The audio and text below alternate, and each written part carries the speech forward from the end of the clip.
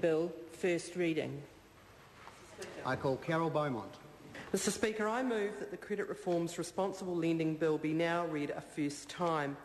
Mr Speaker and my parliamentary colleagues, I seek your support for people who are struggling, who are vulnerable and whose families are being hurt by the actions of predatory and irresponsible lenders.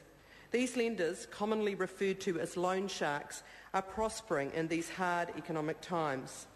I feel a great weight of responsibility raising an issue that has such serious implications throughout New Zealand, but particularly in low-income Pacific and Māori families. Mr Speaker, I have spoken to hundreds of people about this issue. There is widespread support for my bill and the broader Stop Loan Shark campaign. The community wants action, and for this Parliament to act cooperatively to stop loan sharks. There are many people I need to acknowledge. Let me start with Charles Chauvel, who has campaigned passionately on this issue. Charles was the original sponsor of the bill and, along with Mr Andrew Shan, who's in the gallery, has worked tirelessly on the need for regulation of loan sharks. Many of you will have received detailed correspondence from Mr Shan, who is an expert in the area. Thank you, Andrew. I want to acknowledge the people who work so hard in the community to deal with the consequences of loan shark behaviour, the budget advisors. These people are true heroes, and they have my utmost respect for the help they provide to people in extremely difficult circumstances. Despite being under-resourced, they often manage to do the seemingly impossible. The many budget advisors I have spoken to tell me the majority of people they see are hooked into high-interest loans. In some areas, it is 100% of people they see. There are also community law centres, Citizens Advice Bureau, churches, unions, women's, Māori and Pacific organisations who assist those who suffer at the hands of unscrupulous loan sharks. Thank you all for your efforts on behalf of some of our most vulnerable people. The purpose of the bill is to amend provisions in the Credit Contracts and Consumer Finance Act 2003 and the Credit Repossession Act 1997 to require lenders to act responsibly when lending and to curb excessive rates of interest. At the appropriate time, I intend to move that this be referred to the Commerce Select Committee. Part 1 of the bill amends Section 39 of the CCCFA to allow for a maximum rate of interest to be set by regulation. Such delegated legislation avoids the need to make amendments every time there is a change in the rate of interest. Section 118 extends the definition of oppressive conduct to include a responsible lending obligation. It would effectively impose an express duty on the creditor to have at least done some analysis of the debtor's income, expenditure and commitments in order to form a reasonable belief that the debtor can afford the lending. Part 2 amends the Credit Repossession Act 1997 by limiting the amount that the creditor can recover from a debtor. This is particularly so when it should have been obvious at the outset that the debtor would not have had the capacity to meet the payments. Part 3 amends the Second-Hand Dealers and Pawnbrokers Act 2004. There is no limit in New Zealand on what interest rates companies can charge. 55%, 1,000%, 2,000%. In contrast, interest rate restrictions now apply in Japan, many countries in Africa and Europe, almost all of South America. 4 Australian states have implemented payday lender caps at 48%, and 9 of Canada's 10 provinces have or are in the process of implementing such restrictions. President Obama has undertaken to cap rates at 36% right across the US. In the UK, the incoming Conservative and Liberal Democrat coalition government have already undertaken to implement interest restrictions on store cards. And Britain is one of the last countries in the European Union to take such measures. Responsible lending provisions are also used in other countries, for example, the UK, Australia and South Africa. While it has been successfully argued that a responsible lending obligation already exists by virtue of sections 28 and 29 of the Consumer Guarantees Act, which guarantees consumers of lending services that a creditor will use requisite skill and care and that their services are fit for purpose.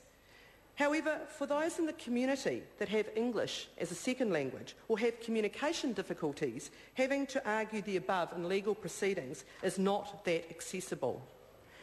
In speaking to people about this bill and the broader Loan Shark campaign, I have been deeply moved by what I have heard. Stories abound of people hurt by irresponsible lending and excessive interest rates. I'm sure many other members have heard of this harm. I'm going to mention two such stories because this bill is about people. People like the Tongan family who needed $3,200 to repair their car. The family have 5 children under the age of 13. The husband works as a storeman and the wife is a stay-at-home mother. His total take-home pay is $598 per week. They also receive working for families. They took out a loan with a company in Otahu and as security put up their car as well as 2 cultural mats which had been in their family for over 80 years. The loan was for $3,500. The interest charge was 55% over 24 months, which meant they had to repay $1,925 on interest, or in total $5,425. They defaulted in the 3rd month, then default charges started. Some 9 months later, this family have had their car repossessed and they've had to pay for vehicle towage and storage. The family want their mats back, but the company refused until such time as the debt is paid off in full.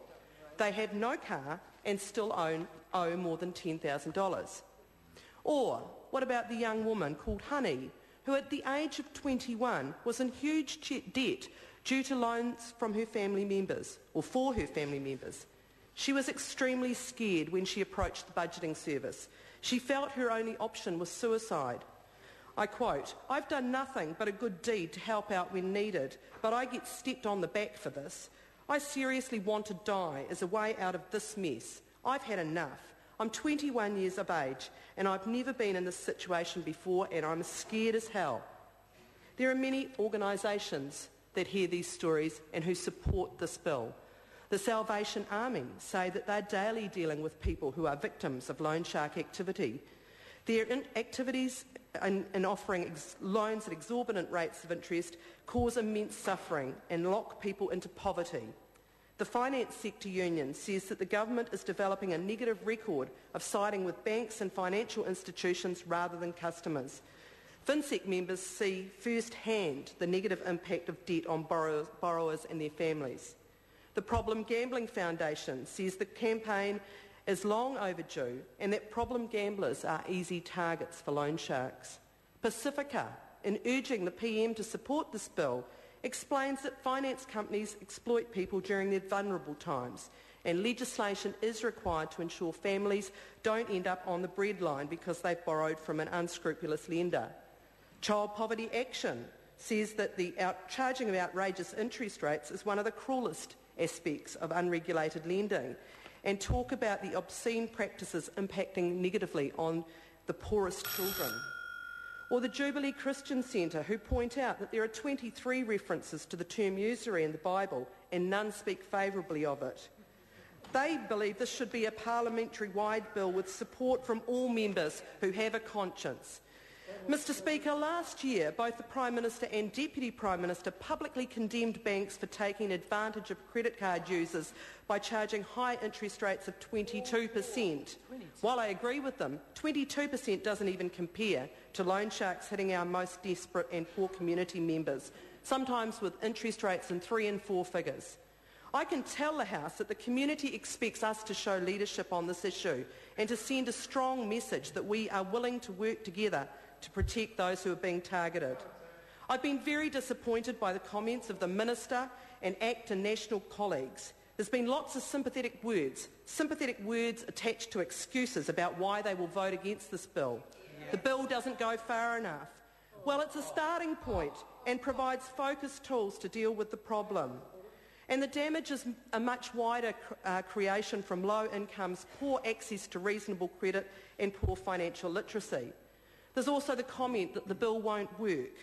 I believe we should test this robustly through a select committee process, and many countries have interest rate caps and they don't seem to be having too many problems. National MPs say they're already working on the issue.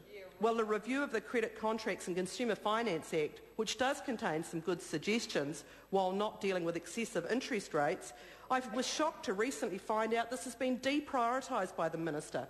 That's right. Any outcomes have been delayed by a whole year. How can that be right? I look forward to hearing of the government's work in this matter. I now urge members across